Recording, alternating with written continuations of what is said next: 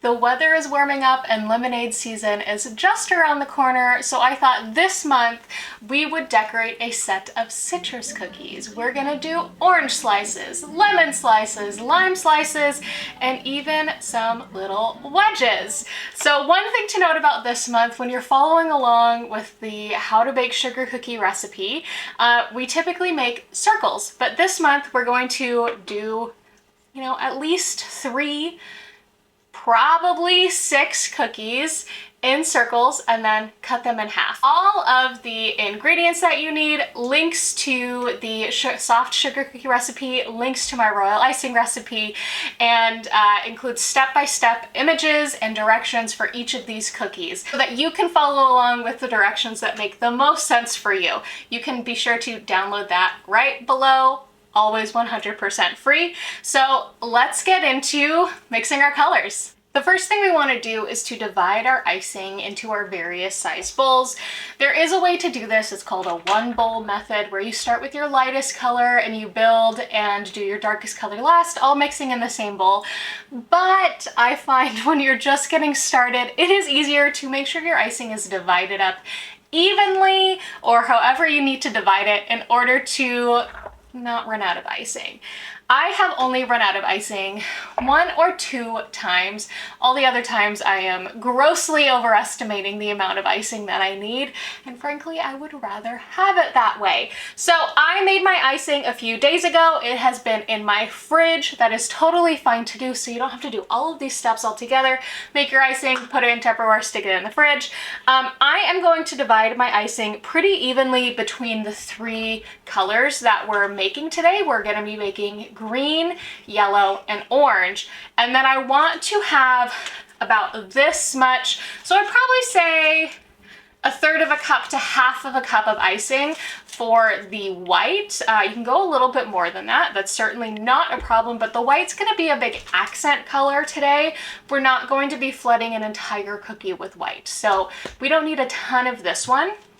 We are going to need a lot more orange, green, and yellow. So let's start by dividing our colors. I'm just doing a spoonful. At some point I might get fancy with it and start like weighing out things, but I find a lot of time when you're getting started with a new hobby, you don't necessarily, especially a baking hobby, you don't necessarily have a scale, especially in the US. I know this is certainly different elsewhere around the world. So I did put more green in than I did of the other colors.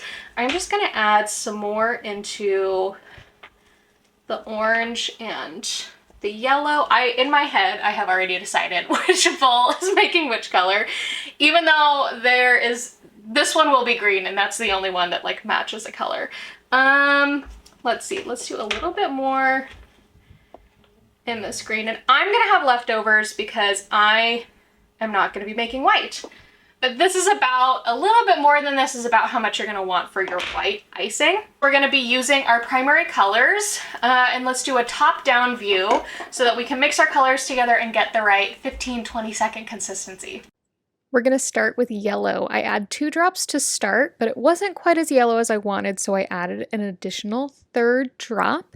And I'm just going to mix that until fully incorporated, and I feel like there's no just food coloring by itself. Then I'm going to add a little bit of water at a time to get to my 15-20 second consistency. It was pretty on the money with this one, where I did about a tablespoon of water and I got that 15-20 seconds of icing flowing nicely off of my spatula.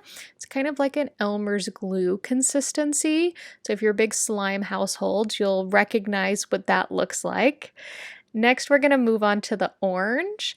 And this one's going to take 4 drops of yellow and 2 drops of red. It was not quite orange enough for me with this first round, so I finalized with those last drops. And again, you're just mixing till all the colors incorporated, and then you're gonna add water. I did get overzealous in my water adding for this, and I made it too runny. You can see just how runny it is right there because I got a little carried away in my water. but we can fix this. I'm trying to see if I did get too carried away, and I did. I pulled my spatula through it and it came together in like 10 seconds or less. So now I'm just gonna add a tablespoon at a time of powdered sugar, just to thicken it up. 1 tablespoon didn't quite do it. I'm gonna add in a second one and mix away. You can already see that it's gotten thicker. It's pulling from the sides a little bit more. And I'm just adding that till I get to the right consistency. Now, is it a little too thick? Maybe, but if I mix it a little bit more, I am getting that Elmer's glue consistency. So let's move on to green. For green, I did 1 drop of blue. Blue goes a long way, and I actually ran out of my yellow, so I had to go get my backup yellow. So 1 drop of blue, 6 drops of yellow to really bring out the green. We wanted to get a light green. You can see I keep adding drops of yellow in the hopes we will get to that lime green color. Now I add in some water and just mix away till I get that right consistency. And here we go. If you're like me, then mixing the colors and the consistency is the absolute worst part about cookie decorating, because it's not decorating anything. But we are on the home stretch of that. Now we are bagging the icing. I have 3 to do because I have this leftover white from another set that I'm pulling in for the white bits. If you have decorated with me in the past, you know that I like using a cup to help fill my icing bags. These are tipless icing bags. That means we're gonna fill them up and we're not gonna worry about anything falling out the end because they are closed, which also makes it important that you fill them up with as little air as possible. So what I do is I stick my piping bag in my cup, roll down the edges. I also finally have like the perfect cups where if I fill all the way to the top, I can still close this bag. You might think, Cami, there's like a whole bunch of bag left over. It's hard to get one of these knots in sometimes. And my hands are hurting today, so I know it's going to be even harder.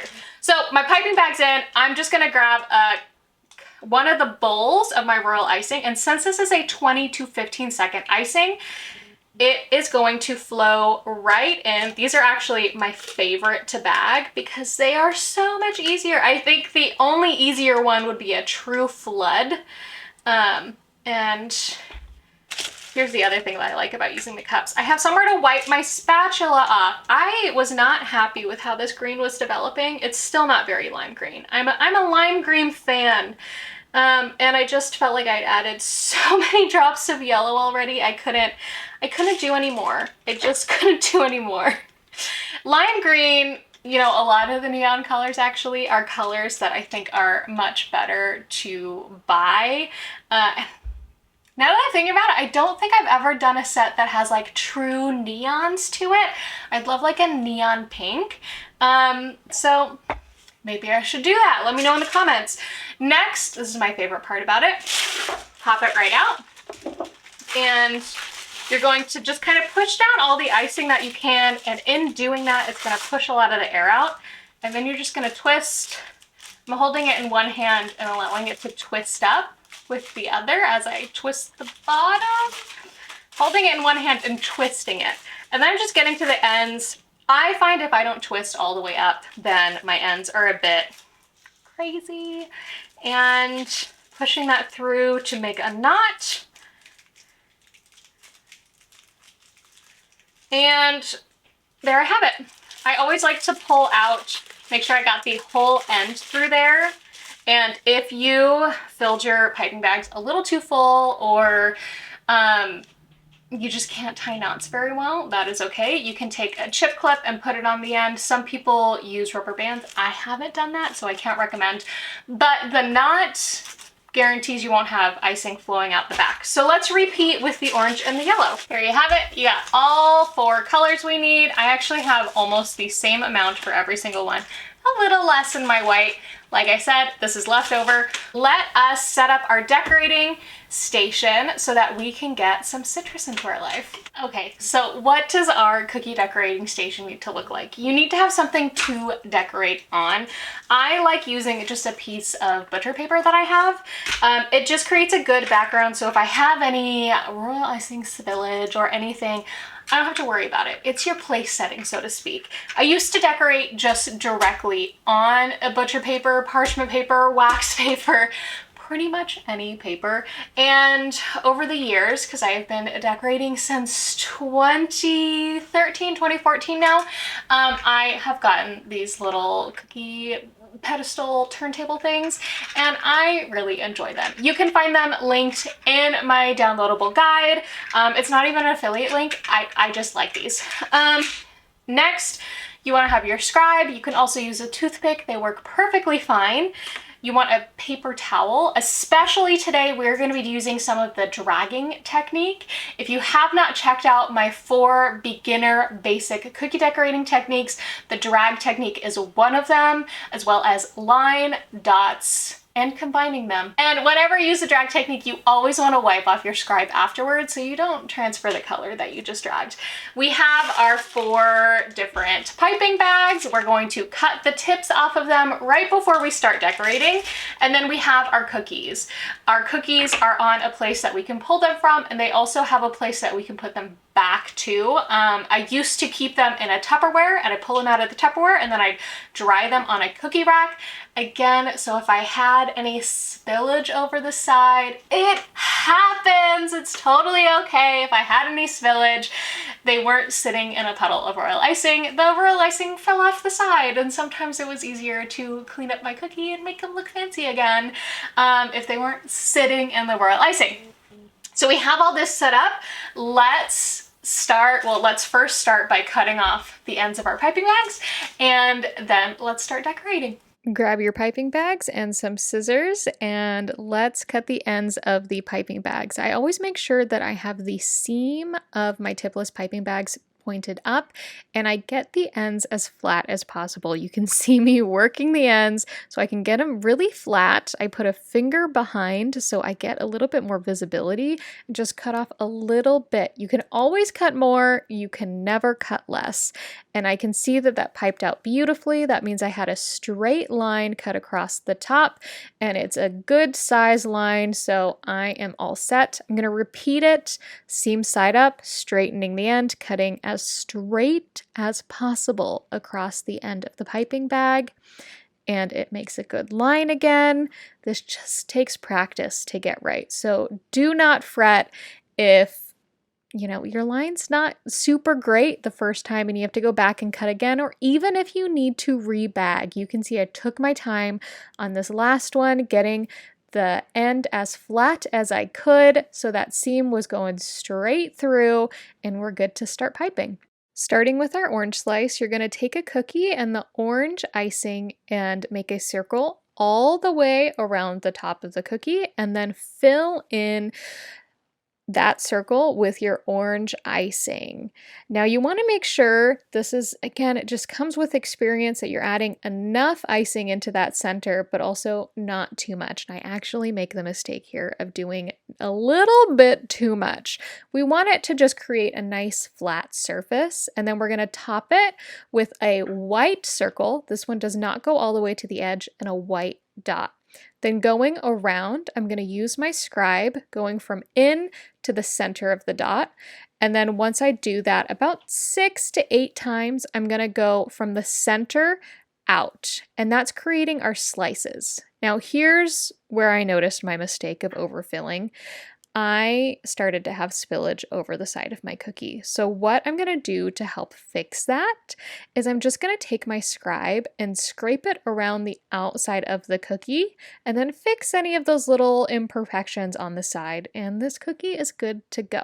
For the lemon cookie, we're going to repeat almost the same exact process. I'm starting off just filling in a line that was on my cookie so I don't have any sort of spillage or dent, but I'm going to make a circle around the outside with my yellow icing, and then I'm going to fill that circle again with my yellow icing. I am trying to add a pretty solid amount to create this base for my cookie while also not adding too much. But if I'm being completely honest, 2 out of the 3 lemon cookies that I made completely spilled over. So I obviously did too much, and I was probably moving a little too fast. Now I slowed it down here a little bit so that you could see how I'm adding the white circle close to the edge, but not all the way to the edge. And I do that about 3 or 4 times. And then I'm gonna make little wedges, dragging my scribe from the outside to the inside, and then I'm going to put a white dot in the middle and drag that out on those same exact lines from the inside to the outside. Now, this is so far the same exact way we did the oranges, but next I'm going to add in every single one of those wedges at least 1 dot, maybe 2 of white icing, just straight in the middle, and I'm going to use my scribe to just drag out a little bit to make seeds in my lemon cookie. I can already see I'm overflowing, and so I use my scribe there to just scrape a little on the outside, but there's the lemon cookie. For the lemon, we're going to repeat the same exact steps we did with the orange, starting off with our green icing, making a circle around the edge of our round cookie, and then filling that with the green icing. We're going to use our scribe to flatten it out, make any of the edges nicer and round, whatever the case may be for you. I shake my cookie a little bit, and then we're going to come in with our white icing, unless we need to clean up the edge of our cookie, and we're going to create that white circle around. I was a little impatient and made a messy circle. Don't be like me. Unless you like it, then be like me. Then you're going to take your scribe from the outside, drag it in, and you can do that however many times you feel is right. Then come in with your white icing, drop it in the middle, and drag out on all of those same lines. Now, I probably should have done a smidge less in my white dot in the middle, but I think it looks good. What do you think? I'm real time cleaning up some of these edges, and my cookie's good. For our wedges, one we're going to do real time for the orange, lemon, and lime, but 2 they're going to have a slightly different design. So here I'm coming in with the orange icing, and I'm just outlining the edge of the cookie. As soon as I'm done outlining, I'm going to fill it, putting extra pressure using my entire hand, not just my thumb or not just my pinky, to pressure that icing on. And then I'm going to come in with my scribe to help even it out. Now, the consistency of icing we're using is fantastic because it can give you those edges, those nice crisp edges when you don't pipe too much icing into them, but it'll also even out. We use the scribe to help even out the icing just a little bit faster. Once it's even, I'm gonna go grab my white and I'm just gonna create a nice edge. And I don't wanna get too close to the edge, but I'm gonna take my time piping this on. We're gonna do a half circle and then a line down the front. And then I'm gonna do a line right down the middle, one in that little half section, and then one on the other half section, and that completes the orange cookie. For the yellow lemon cookie, we're going to repeat it again using the yellow icing. I'm going to create an edge around the entire outside of my half circle, and then I'm going to what's called pressure pipe the inside. And I am just making sure, I like to go around the edges first, maybe not all the way to the edge so I don't over pipe my cookie, and then I'll fill into the center. And I'm using my whole hand to pressure that icing to come out of the bag. Sometimes if your hole's a little too small for your piping bag, this can take a lot of time, and I am an impatient person working in a patient's hobby. And then I'm going to come in with my scribe, kind of even things out, flatten out the icing a little bit. I will say that my wedges, none of them overflowed like my circle cookies did. So I'm going to grab the white and we're going to do the same thing. We're going to create that outline just a little couple millimeters in from the outside. You can decide what looks best for you. And I'm going to start with the half circle. And once I reach the end, I'm going to pivot so I can have a little sharper of a corner. And once you finish that straight line, you can keep going around like I do, or just go straight to putting a straight white line across the middle of your wedge and adding in those 2 additional edges. And then last up, we have our lime. We're going to follow the same exact steps that we did on the orange and the lemon slice, creating an outline of our wedge cookie and then filling in that outline with the green royal icing. I will tell you, I don't know what it is about limes, but I was incredibly impatient with all of my lime cookies, whether it was the wedge or whether it was the full circle.